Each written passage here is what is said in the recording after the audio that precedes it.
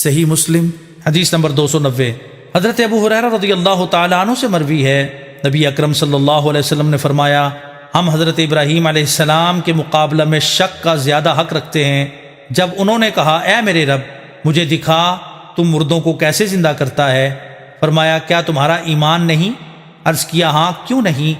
لیکن اس لیے سوال کیا تاکہ دل مطمئن ہو جائے اور اللہ تعالیٰ حضرت لوط علیہ السلام پر رحم فرمائے۔ وہ مضبوط ستون کی پناہ حاصل کرتے تھے، اور اگر میں یوسف علیہ السلام کی طرح قید خانے میں طویل عرصہ رہتا تو بلانے والے کی پکار کا جواب دیتا۔ صحیح مسلم حدیث نمبر 291۔